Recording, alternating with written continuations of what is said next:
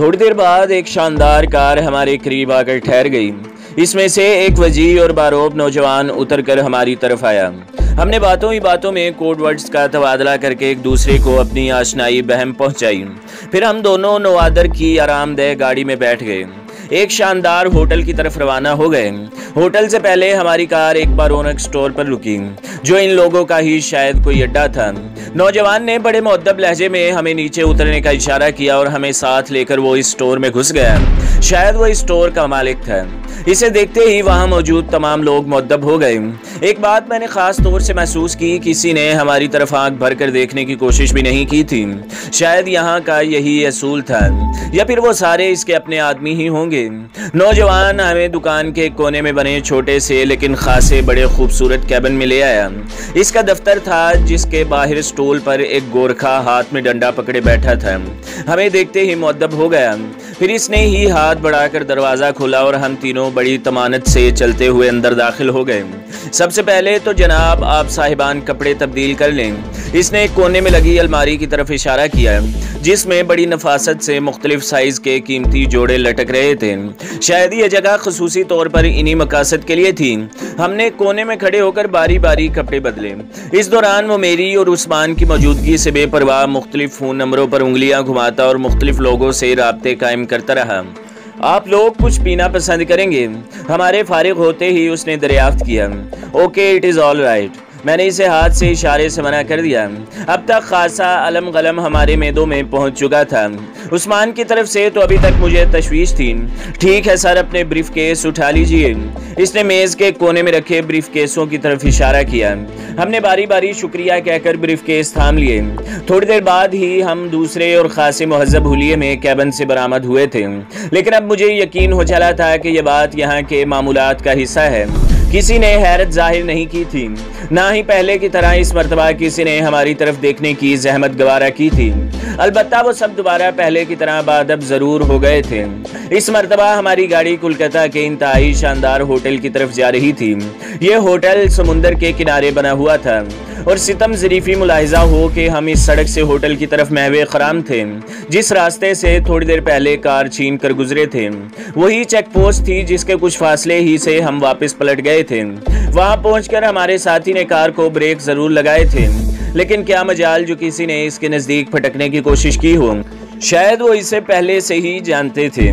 जाइए साहब, एक बावर्दी गधे ने इसे करीबी सैल्यूट करते हुए हाथ उठाकर कहा। एक मुस्कुराहट इस जगह से गुजरते हुए खुद ब खुद हम दोनों के होंठों पर फैल गई, जहां हमने थोड़ी देर पहले कार और इसके मालिक को छोड़ा था। कार अपने मालिक समेत गायब थी। शायद इसे जल्द ही होश आ गया था। थोड़ी देर पहले जहां हम जान छुपाने के लिए मारे मारे फिर रहे थे, अब वहीं लोग हमारे लिए दीदा दिल फराश राह किए खड़े थे। फिर मुझे जल्द ही इसकी वजह भी समझ आ गई। अभी हम चेक पोस्ट से बमुश्किल 1.5-2 मील दूर ही पहुंचे होंगे जब हमारे अकब में पुलिस की तेज़ रफ्तार जीप का सायरन गूंजने लगा। पहले तो मैंने यही समझा कि शायद किसी ने चेक पोस्ट से गुजरते हुए हमें पहचान लिया है और अब पुलिस हमारे इस्तकबाल को आ रही है। लेकिन जब हमारे मेज़बान ने हारन की आवाज़ पर गाड़ी की रफ्तार धीमी कर दी और एक पुरस्रार मुस्कुराहट भी इसके होंठों पर अटकेलियां करने लगी, तो मैं मुतमईन हो गया। हमारे मेज़बान ने गाड़ी सड़क के किनारे पर पार्क कर दी और पुलिस की जीप का इंतज़ार करने लगा। जीप भी इसके करीब ही आकर रुक गई। इसमें से एक सब इंस्पेक्टर निकल कर आ रहा था। हेलो मिस्टर पॉटल, हाउ आर यू? इसने खासी बेतकल्लुफ़ी से हमारे मेज़बान से झुककर मुसाफा किया, जो अभी तक एक शाने बेनियाजी से एक हाथ स्टीयरिंग पर रखे और दूसरा कार से बाहर निकाले उसकी आमद का मुंतज़िर था। ओके फाइन, मिस्टर पाटिल ने, जो हमारा मेज़बान था, मुख्तसर सा जवाब दिया। सर, इंस्पेक्टर ने कुछ कहना चाहा, लेकिन हमारे मेज़बान ने इसके मुंह से इसकी बात छीन ली। मिस्टर सक्सेना, आपका तोहफा डिग्गी में मौजूद है। इसके साथ ही उसने डैशबोर्ड से चाबी निकाल कर उसे थमा दी। खुद वो अभी तक अपनी सीट पर जमा बैठा था। इंस्पेक्टर चाबी थाम कर सर झुकाता पीछे हटा और गाड़ी की डिग्गी खोल कर जब वो वापस पलटा तो इसके कान की लुएं भी खुशी से सुर्ख हो रही थीं। इसके हाथ में शैंपियन की एक बोतल थी, जिसे थैंक यू कहकर इसने अब तक 2-3 मरतबा चूमा था। वो नदीदे बच्चों की तरह जो मिठाई लेकर खुशी से नाचने लगते हैं, खुश हो रहा था। You are great mister Patil, इसने खुशी से बेकाबू होते हुए कहा। हम यारों के हैं यार मिस्टर सक्सेना, ये अपने जवानों को भी दे दो। इसने जेब से 100 के 2-3 नोट निकाल कर इसे थमा दिए। क्या जरूरत है मिस्टर पाटिल? इंस्पेक्टर ने पेशावर औरतों की तरह नोट थामते हुए दांत निकाल दिए। इसके जवान इस दौरान जीप में बैठे गर्दनें मोड़े टुकटुकी बांधे मिस्टर पाटिल की तरफ ललचाई नजरों से देख रहे थे। शायद वो अक्सर कुत्तों को इसी तरह हड्डी फेंकता रहता था। अपना हिस्सा पाकर इनकी बातें भी खुल गई और जब हम वहां से रवाना हुए तो वो सब एक कतार में खड़े बाजमात हमें सलाम कर रहे थे। फाइन मेरे मुंह से बेख्तियार निकला, ओ ये तो कुछ भी नहीं जनाब। इसने इनकसार से गर्दन झुकाई और हमें लेकर वो सीधा उस शानदार होटल के पार्किंग लाउंज में जा पहुंचा जहां स्पाई मास्टर हमारे मुंतजिर थे। उनकी नजरें कमरे के दरवाजे पर ही जमी थीं। गहरे गंदमी रंगत, आधे सर में चमकती चांदी, आंखों पर स्याह गहरे रंगत के शीशों का चश्मा जिसने कुल्लू की हड्डियां भी छुपा रखी थीं, शानदार सूट और हाथों की उंगलियों में पहनी हुई कीमती हीरे की अंगूठियां और इनमें फंसा सिगार। एक मर्तबा से ज्यादा इनकी तरफ नजर भरकर देखने की जरूरत नहीं हुई थी। यूं महसूस हो रहा था जैसे गहरे शीशे की दीवार के पीछे से झांकती आंखें मुकाबिल के जिस्म से आर पार हो जाएंगी। जब उन्होंने अस्सलाम वालेकुम कहकर मुझसे हाथ मिलाया तो एक सनसनाहट सी मेरी रीढ़ की हड्डी में दौड़ गई। मैंने दोबारा इनके चेहरे का पहले के से भरपूर अंदाज में जायजा लेने की हिम्मत न की। मिस्टर अली कैसे हैं आप? उन्होंने मुझे और उस्मान को सामने सोफे पर बैठने का इशारा किया।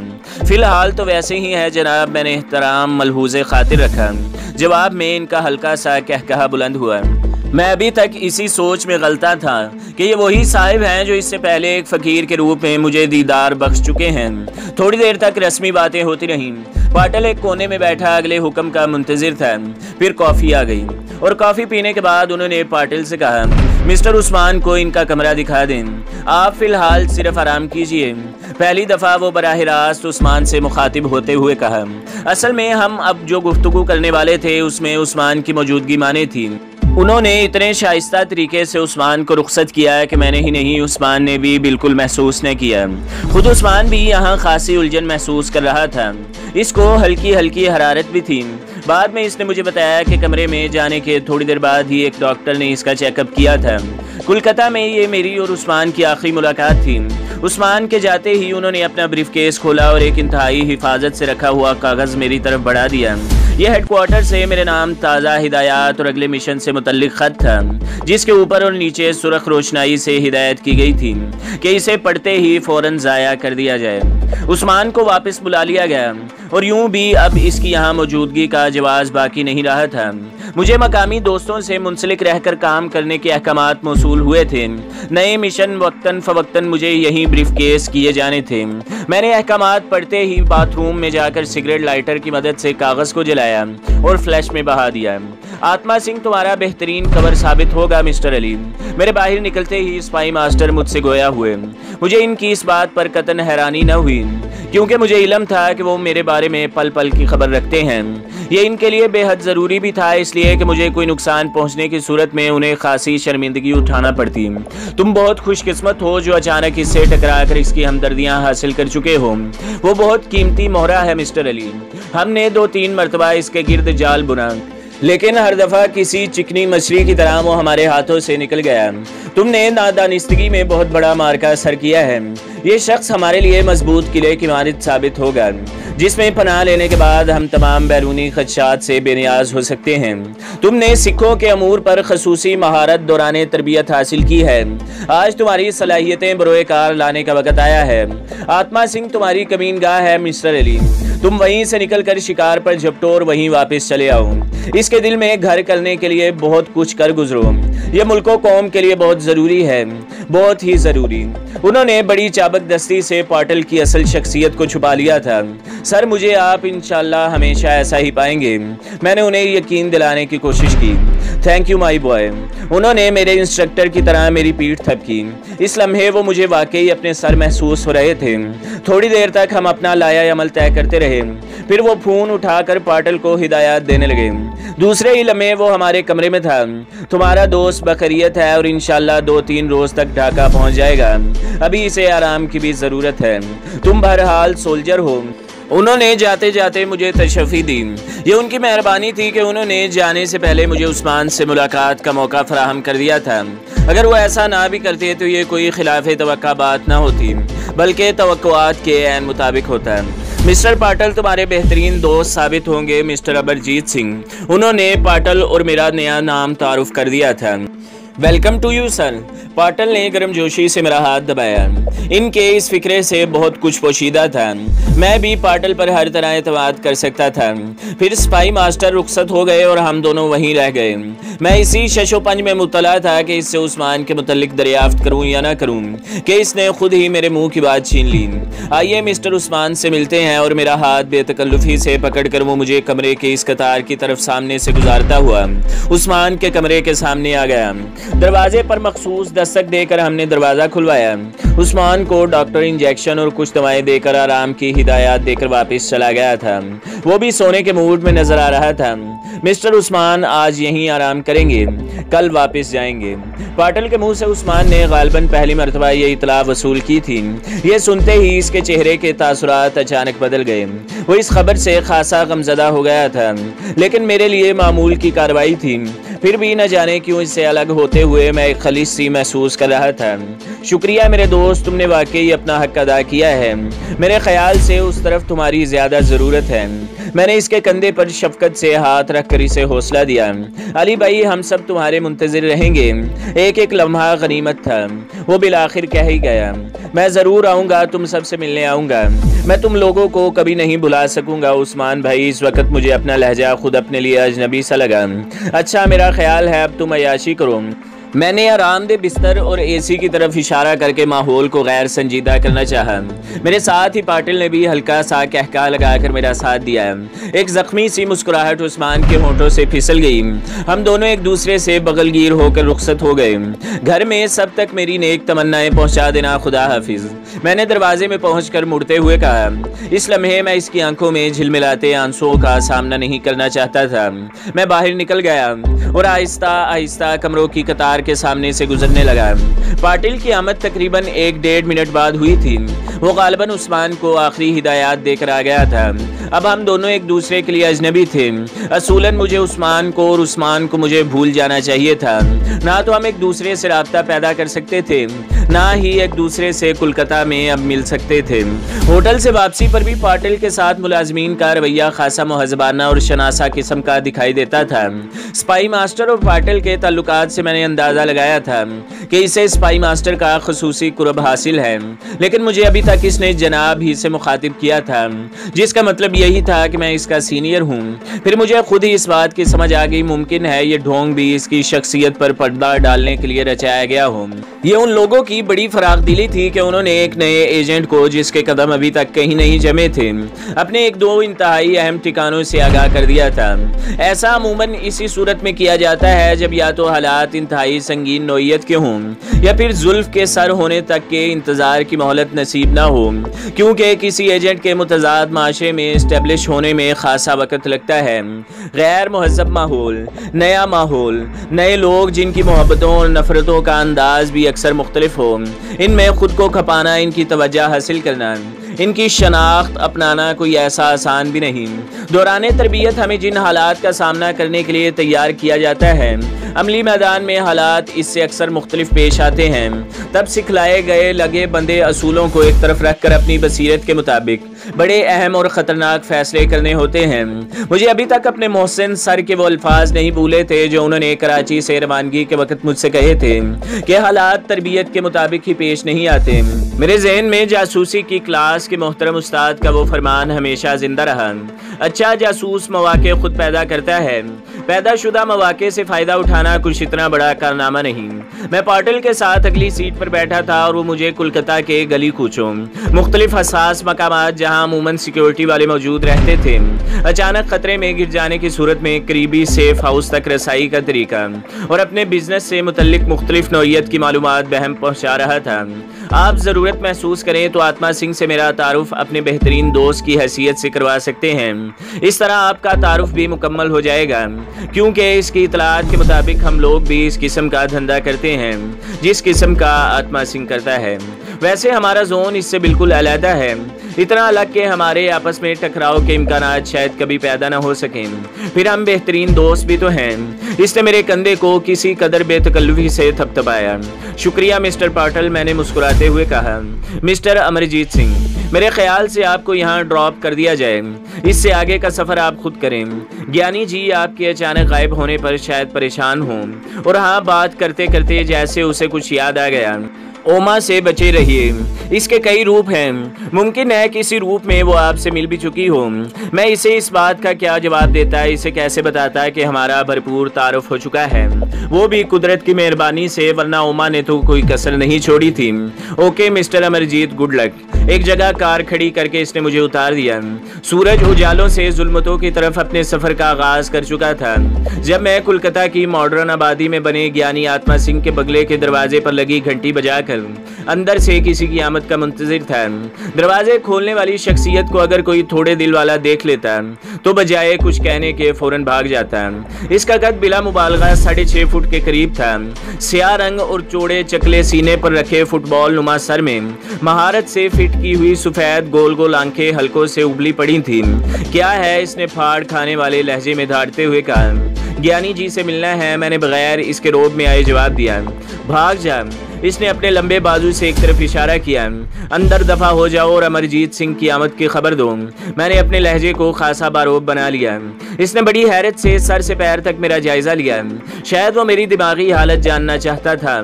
सुनते नहीं मैंने दोबारा इसे डांटा। ठहरो, इसने खटाक से दरवाजा दोबारा बंद करते हुए कहा।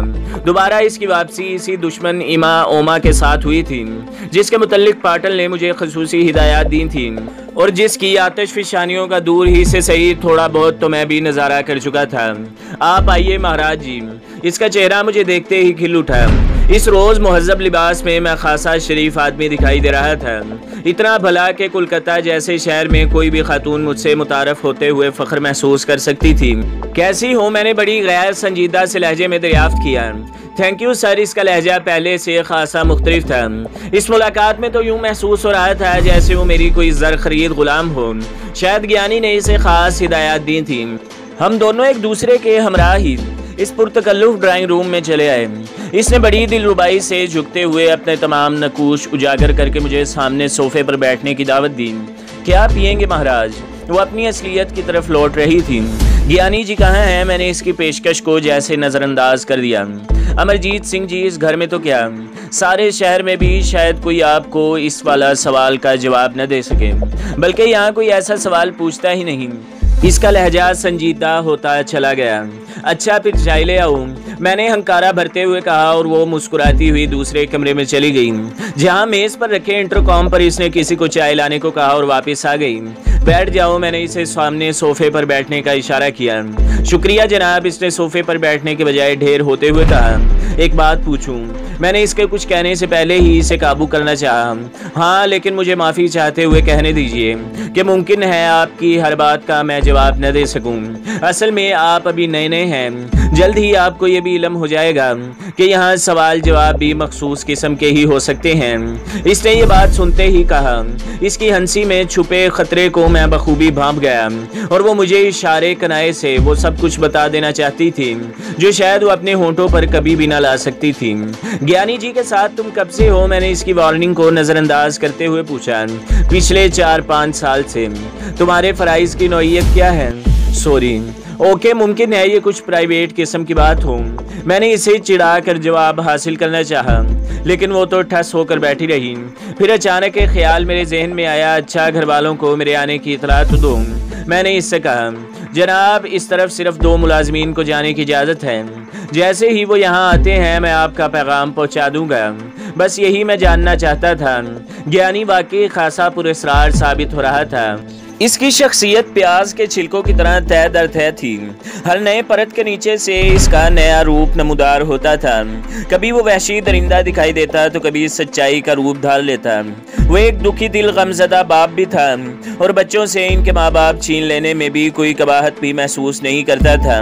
वो रोज़ाना ग्रंथ साहब का पाठ करता था और ओमा जैसी दास्ताएं भी इसके यहाँ पल रही थी। इसकी बीवी और अमृत को देखकर इंसानी नजरें झुक जाती थीं। एक तकद्दुस माब सरोब दूसरे पर तारी होने लगता था और एक ये ज्ञानी था जिसने अपने नवाबाना ठाट बाट वाले ड्राइंग रूम के कोने में नीम उरिया औरतों के बुत सजा रखे थे और दूसरे कोने में गुरु नानक और गुरु गोबिंद सिंह के कद आदम पोर्ट्रेट जिसके नीचे अक्सर ऊद सुलगता रहता था। कैसा जाबिर था ये शख्स। कि इसकी गैर मौजूदगी में भी इसके मुलाजिमीन इसके हुक्म के मुताबिक ही बात करते थे। मेरी इससे 2 मुख्तसर सी मुलाकातें हुई थी और अभी तक मैंने ये फैसला नहीं कर पाया था कि इससे मोहब्बत करूं या नफरत। कहाँ खो गए महाराज। ओमा ने मुझे सोचों के बवर से बाहर खींचा। कुछ नहीं, तुम्हारे मुतल्लिक ही सोच रहा था। झूठ इसके मुंह से बेसाख्ता निकल गया। मतलब मैं संभल कर बैठ गया। पाटिल का वो फिक्रा मेरे जहन में चकनाने लगा। इसके कई रूप हैं, जाने पाटिल ने इसका कौन सा रूप देख लिया था। इसे वाकई ज्ञानी आत्मा सिंह की सेक्रेटरी ही होना चाहिए था। इसकी तरह कई रूप रखने वाली और इसकी तरह की पुरस्रार अजीबो गरीब ना समझ आने वाली। मतलब कुछ नहीं, बस ये बड़ी अजीब सी बात है कि जब कोई मर्द झूठ बोले मुझे पता लग जाता है। इसने मेरी बात हंसी में उड़ा दी। इतने में एक नहनक सिंह इसकी तरफ आता दिखाई दिया। हम दोनों इसकी तरफ मुतवज्जा हो गए। वो 20-22 साल का नौजवान लड़का था। बाबा जी अंदर पैगाम पहुंचा दे, सरदार अमरजीत सिंह आए हैं। इसी ने नहनक सिंह को मुखातिब करते हुए कहा। अवश्य जरूर कहकर वो इन्हीं कदमों लौट गया। हम दोनों ही चाय की प्याली होंठों से लगाए कुछ सोच रहे थे। गालबन वो भी मेरे मुतल्लिक सोच रही होगी। इसके चेहरे पर वही दावतनुमा मुस्कुराहट अभी तक सिरसरा रही थी। शायद बाज मामलात में ज्ञानी जी ने उसे खुली छुट्टी दे रखी थी। अब मेरा अंदाजा गलत साबित होने लगा था। ज्ञानी आत्मा सिंह ने इसे मेरे मुतल्लिक ताड़ा था। एक बात है मिस्टर अमरजीत, अगर आपने यहाँ रहने का इरादा कर ही लिया है तो आपको यहाँ की हर शय से वास्ता करना पड़ेगा, मुझसे भी। इस मर्तबा इसके लहजे में झंझलाहट नुमाया थी। इसकी जगह कोई भी औरत होती तो यही लहजा इख्तियार करती। शायद अनानियत की जंग हारना औरत को कभी कबूल नहीं रहा।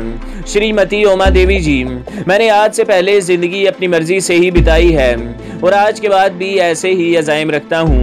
मेरे लहजे में चैलेंज की काट थी, लेकिन वो कमाल चालाकी से तुर्रा दे गई। शायद इस लम्हे पर मुझसे उलझना इसे गवारा नहीं था।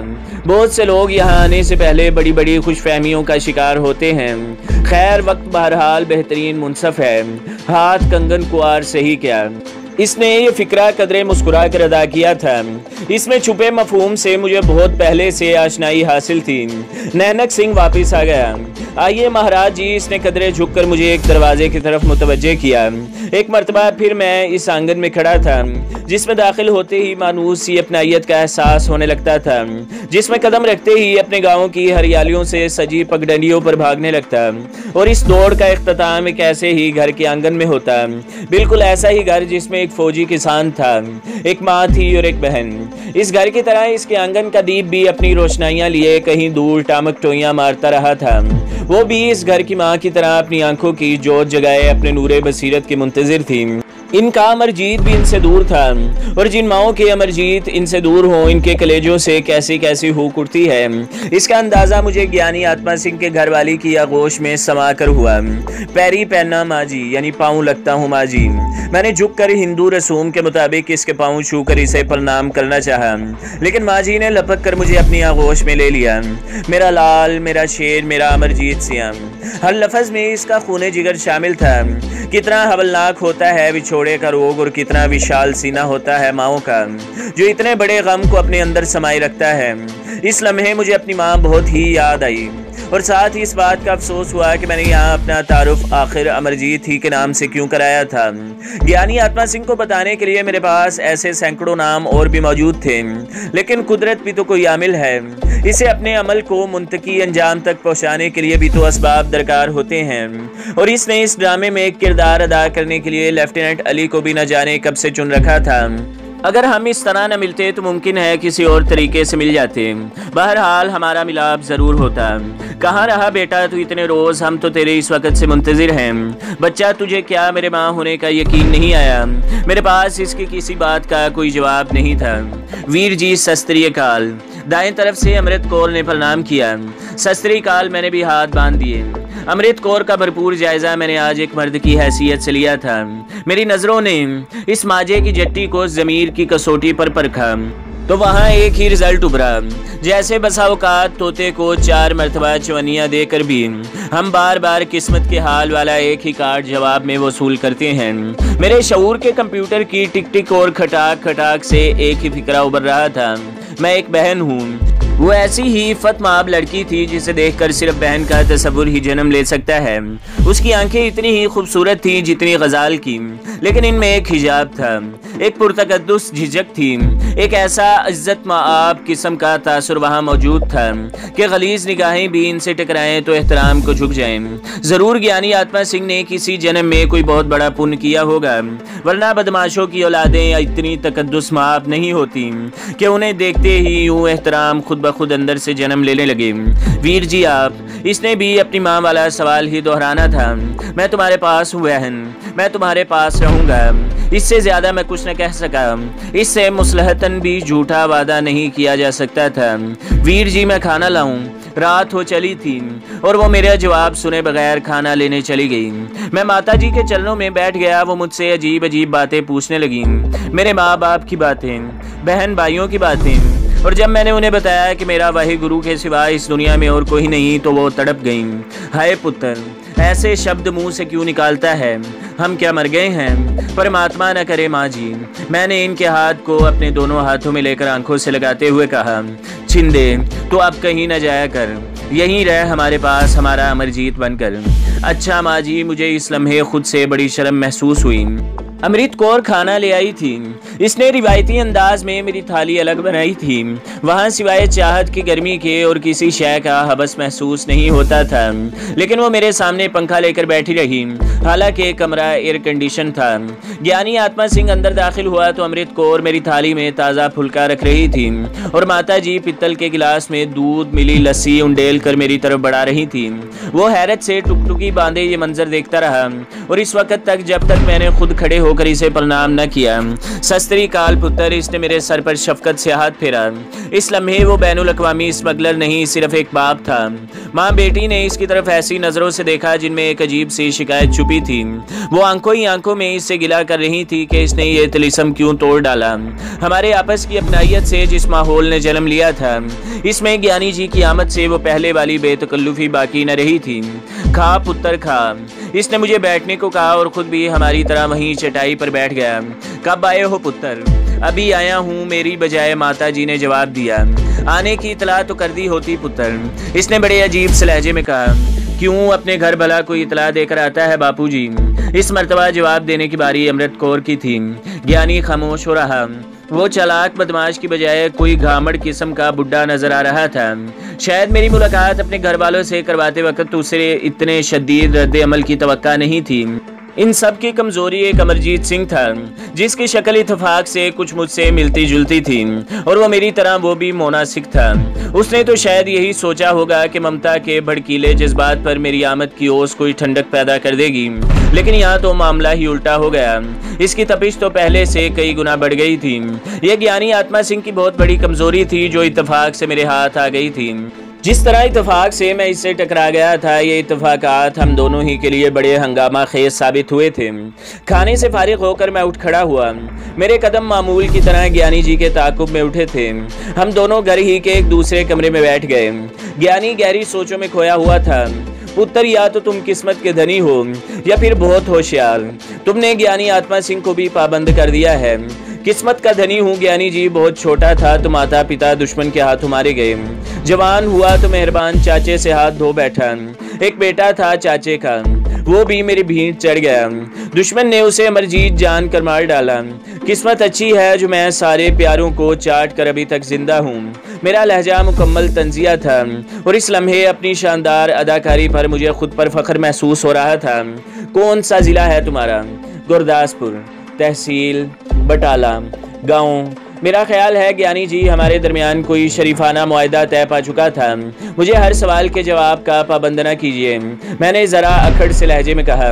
पुत्र, वो तब की बात थी, अब तुम हमारी कमज़ोरी बन चुके हो। इसने लफ्ज़ हमारी पर कुछ ज़्यादा ही जोर दिया था। मैं आपका मतलब नहीं समझा। मैंने सब कुछ जानते बूझते वजाहत चाही। देख पुत्र, मेरे जिस्म पर 18 जख्मों के निशान हैं। उम्र के इस हिस्से में लोग यात्रा को चले जाया करते हैं। इस धंधे ने अगरचा मुझे करोड़पति जरूर बना दिया है, लेकिन इसे अपनाने से पहले मैं भूखा नहीं मर रहा था। और अगर वो सब कुछ जो तुम कर रहे हो सच है तो इस बात के यकीनन कायल हो चुके होंगे कि बंदा परमात्मा के सामने मजबूर महज है, मोम की गुड़िया की तरह। वो जब चाहे हमें नाक पकड़कर दूसरी तरफ घुमा दे। मुझे ये कहना तो नहीं चाहिए, लेकिन मुझे अपने बाजुओं पर आज भी इतना ही भरोसा है जितना तुम्हें। इस वक्त 3-4 गोलियों से मरने वाला मैं नहीं, लेकिन मेरी बीवी और बच्ची मेरी बहुत बड़ी कमजोरी हैं। इस कमजोरी को कभी एक्सप्लॉइट ना करना। तो दोस्तों, अगली किस्त देखने के लिए हमारे चैनल को सब्सक्राइब करें, वीडियो को लाइक करें और बेल के आइकन को भी दबा दें, ताकि हर जो आने वाली वीडियो है वो आपको सबसे पहले मिलती रहे।